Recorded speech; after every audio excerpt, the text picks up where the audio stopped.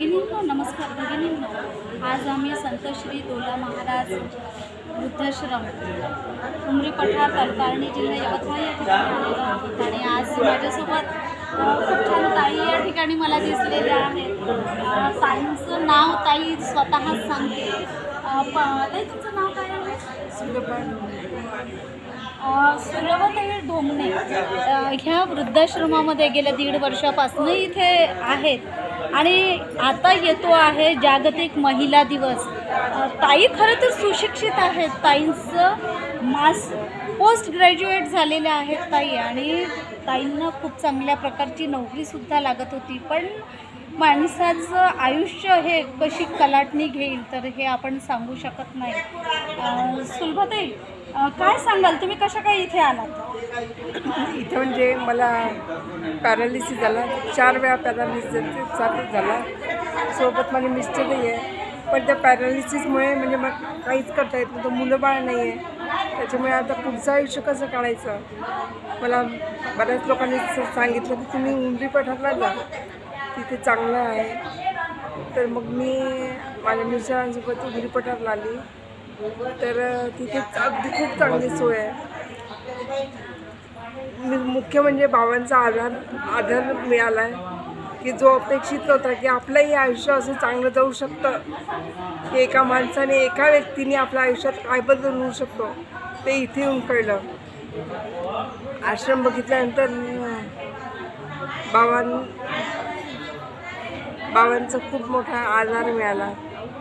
आणि इथे येऊन सगळी सोय चांगली आहे.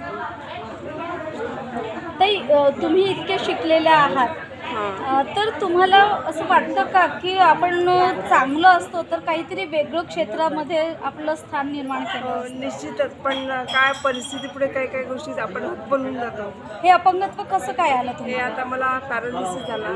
पॅरालिसिसमध्ये हात आणि पाय म्हणजे बरेच प्रमाणात कमजोर झाले. वाचाही व्यवस्थित येत नाही. कमजोर झाल्यामुळे मग मी इथे यायचा निर्णय घेतला. पण इथे येऊन तब्येतीत बरीच सुधारणा झाली. मेन म्हणजे बाबांचा आधार आहे, खूप महत्त्वाचं होतं. इथे सगळी सोय चांगली आहे. मेडिकल सेवा चांगली आहे. एनी टाईम तुम्हाला जर प्रॉब्लेम आला तर डॉक्टर अवेलेबल असतात. त्याच्यामुळे बराच प्रोग्रेस झाला. तब्येत दिवसेंदिवस सुधारत गेली. आयुष्यात खंत अशी तुम्हाला काय वाटते?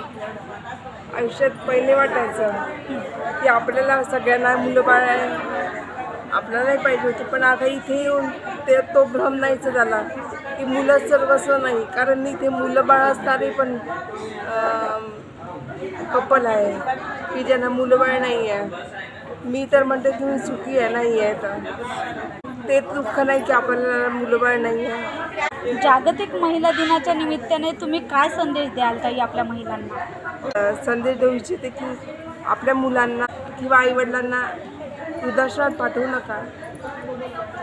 तुम्ही स्वतः सक्षम राहा आईवडिलांना सांभाळ करण्यासाठी. बाकी काय. चला सुलभाताई, तुम्ही खूप छान बोललात. आणि जागतिक महिला दिनाच्या निमित्तानं तुम्हाला सुद्धा खूप खूप शुभेच्छा. धन्यवाद. आणि मला असं वाटतं की तुम्ही शिकलेला आहात आणि तुम्ही आजपासून लिखाणकाम करायला सुरुवात करा. मी तुमचं लिखाण माझा नंबर दिलेला आहे तुम्हाला. तुम्ही त्या नंबरवर मला कोणाला तरी कॉल करायला लावा की मी हे लिखाण केलेलं आहे, ते आपण नक्की प्रकाशित करू. आणि त्यावेळी तुमचा सुद्धा सत्कार करू आपण. थँक्यू. चला, खूप खूप धन्यवाद.